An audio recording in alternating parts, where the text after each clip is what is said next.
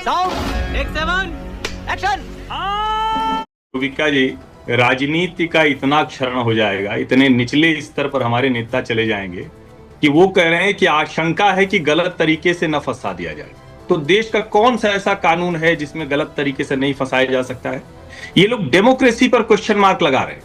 और जब कोई कहता है कि फलाने ने पार्टी तोड़ ली, वो गद्दार हो गए, वो ये हो गए, वैसे तो ये मैं ठीक नहीं मानता हूं, ये कहना नहीं चाहिए गद्दार हो सब, क्योंकि राष्ट्रीय जनता दल ने AIMIM को खा के पचा लिया। क्या कहेंगे? गद्दार कहेंगे।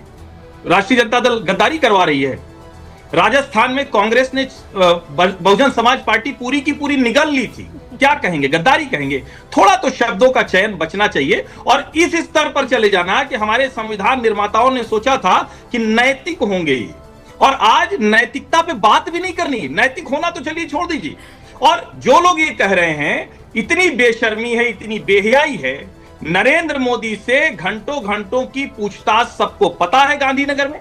नरेंद्र मोदी के ऊपर एक भी भ्रष्टाचार का मामला नहीं आया। यूपीए की सरकार थी और अमित शाह ने तड़ीपार होना छिपाया नहीं।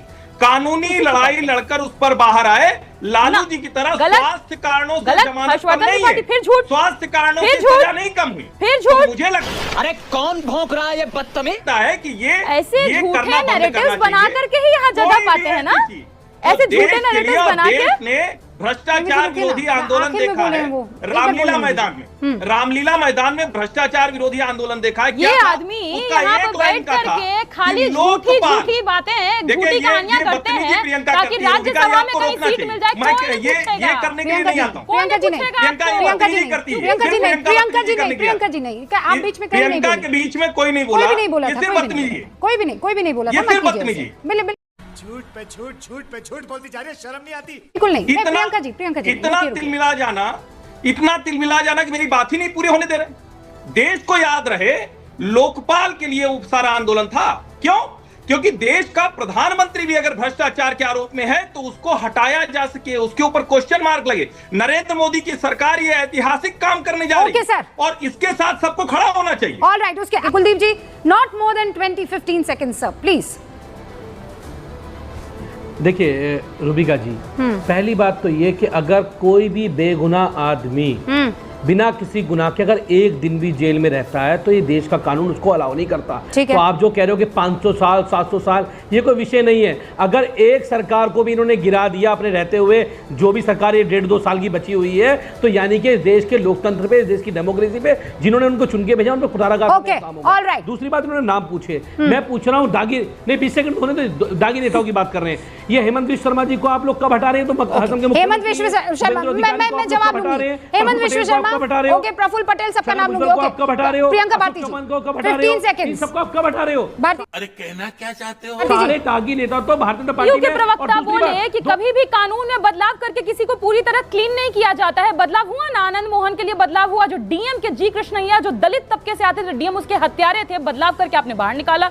दूसरी बात, नैतिकता पर जेडीयू के प्रवक्ता तो ज्ञान ना ही दें, क्योंकि ये ज्ञान देंगे तो फंस जाएंगे। कल ही हो सकता है नीतीश कुमार पलटी मार दें। तीसरी बात, जो हर्षवर्धन त्रिपाठी जी ने बोला कि अमित शाह ने छुपाया नहीं, छुपाते क्या? 2014 में जब सरकार बन गई तब जाकर के दिसंबर में उनका लेकिन let's stick to the fact.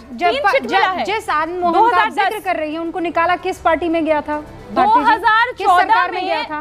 2014 में दिसंबर में जाकर के अमित शाह जी को क्लीन चिट मिला, क्योंकि बीच में अरे आप अमित शाह पर आ गई, आपने आनंद मोहन का जिक्र किया। बिल्कुल गजब टू भी बात।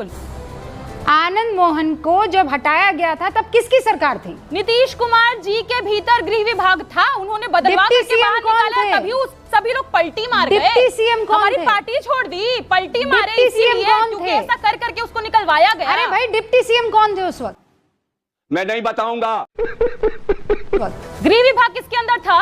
अरे नौकरी देते वक्त गृह विभाग किसके अंदर है? हमारी कोई बात सुनी जा रही है? नौकरी देते वक्त भारती जी, बात सुनी जा आप रही कह रहे हैं कि सब तो डिप्टी सीएम नौकरी दे देते हैं, लेकिन उस वक्त गृह विभाग था नीतीश बाबू के पास में। ये क्या बात हुई? ये क्या बात हुई?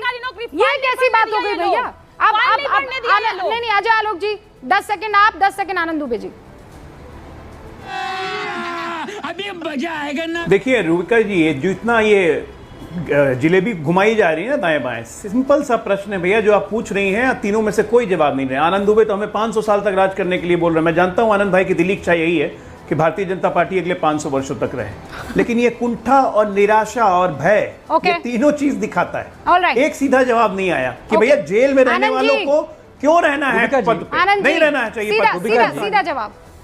नैतिकता की बात हो रही थी रूबिका जी, नैतिकता की बात हो रही थी। हमने लाल बहादुर शास्त्री जी को भी सुना है कि बिना गलती होते हुए भी नैतिकता के आधार पर इस्तीफा देते थे, और अश्विनी वैष्णव जी को भी देखते हैं।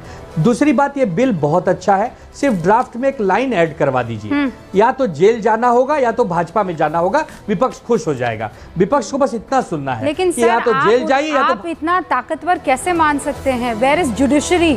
ये देश संविधान से चलता है, कानून से चलता है, किसी एक पार्टी से नहीं चलता है, ये तो आप भी जानते हैं।